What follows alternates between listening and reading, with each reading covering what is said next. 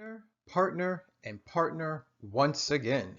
What's up, 23% Nation? This is your man, Coach D. Today I'm back with Success Saturday, the video series where we teach you exactly how to be successful while on the 23% challenge meal plan. So without any further delay, let's go ahead and dive just a little deeper.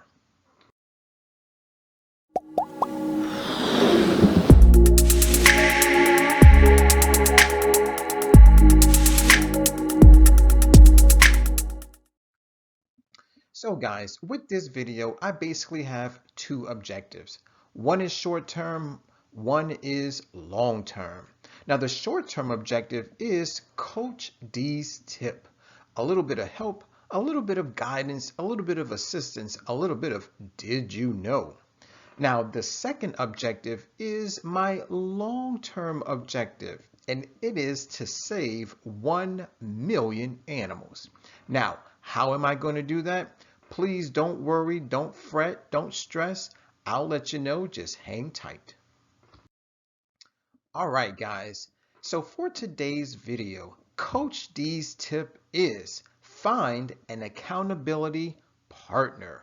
That's right, guys. I'll say it once again. Find an accountability partner. Now, in order for this to happen, we're going to cover 4 very important questions. Why? Because I need you to find an accountability partner.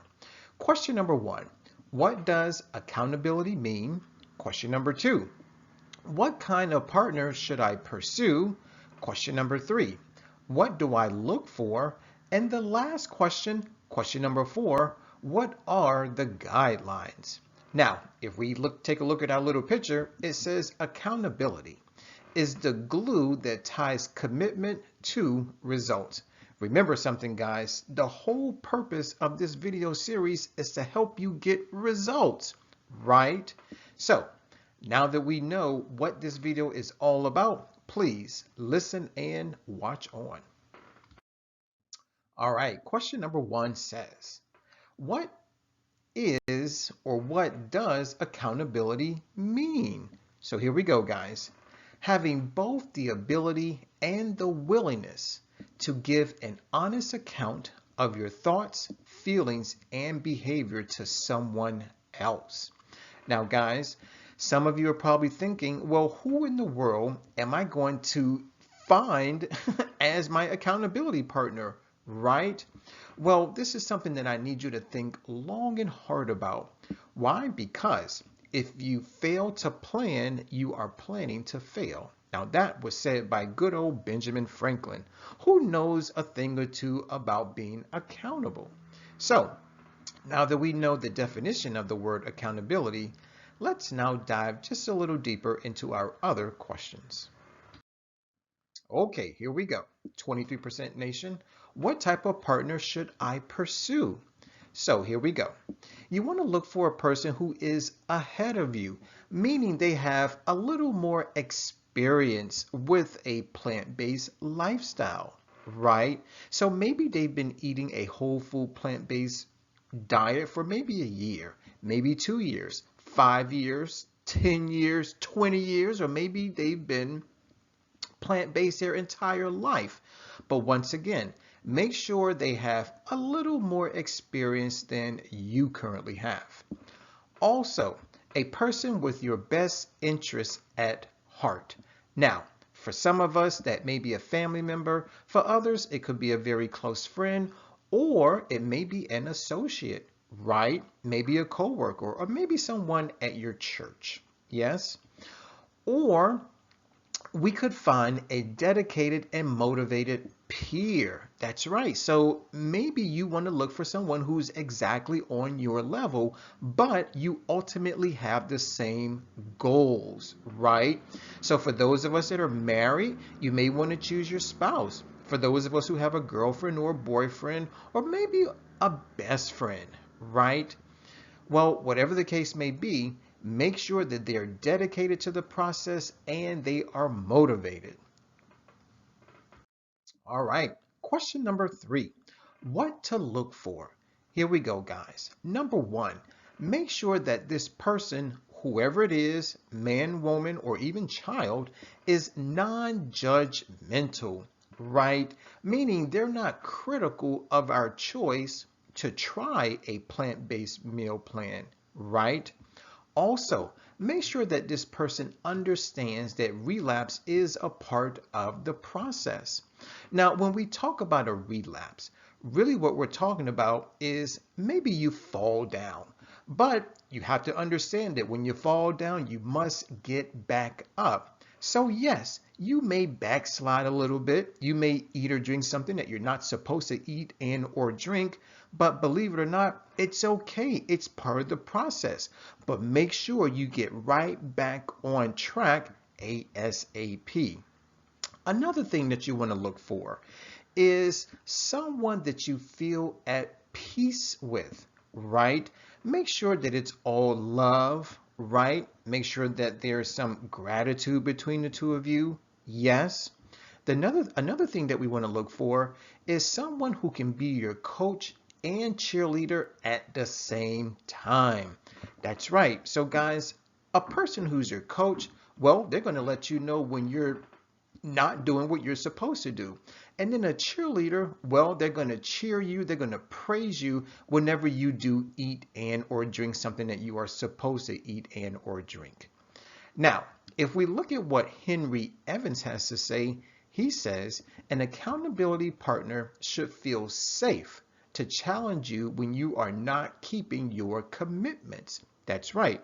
So make sure this person that you choose, whether it's a family member, a friend, or an associate, make sure that you give them the opportunity to challenge you whenever you do something that you're not supposed to do. And here is our final question.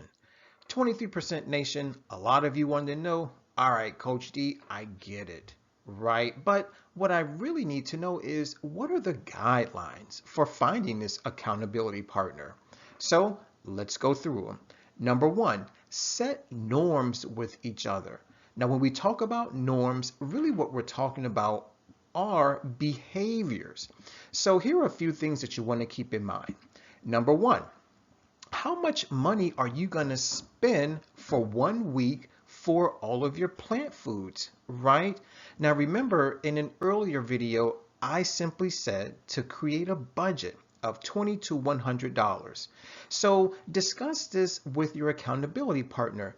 Do you want to live on the high end or do you want to live and eat on the lower end of the scale? Also, decide what types of plant foods you're going to consume. Now, a plant food isn't a plant food. They're not all created the same. Some are fresh, some are frozen, some are canned, or some may come prepared, right? So discuss these options. Also, think about where you're going to eat, right? Are you going to eat at home? Are you going to maybe visit a vegan restaurant? Right? Discuss these things. And also figure out where you're going to purchase your food from. Are you going to go to your local farmer's market or are you just going to stick to your local grocery store?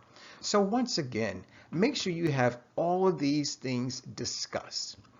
Another guideline that we definitely need to follow is give feedback more often than you receive it. So if your accountability partner goes to Forks Over Knives and they decide to create a delicious recipe, be the first person to say, wow, amazing job. I love the way you're spending your time, energy, and effort with me on this journey.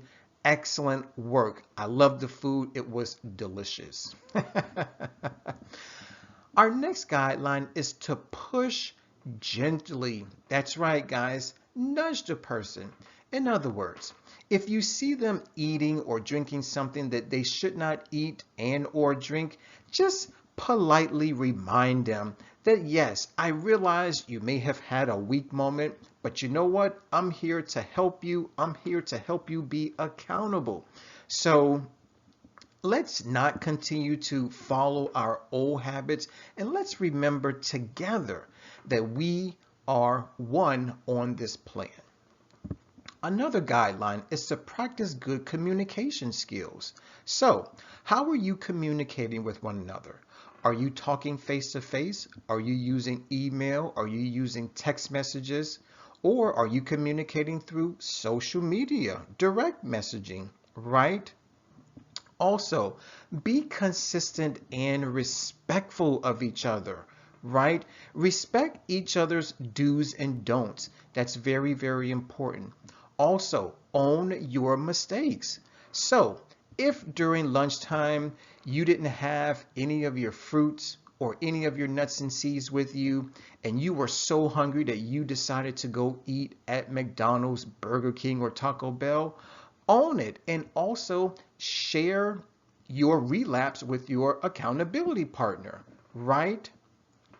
And lastly, honor your appointment times. So if one day out of the 7 days you guys plan to meet at a brand new vegan restaurant that's maybe in your town, then make sure that you're there on time.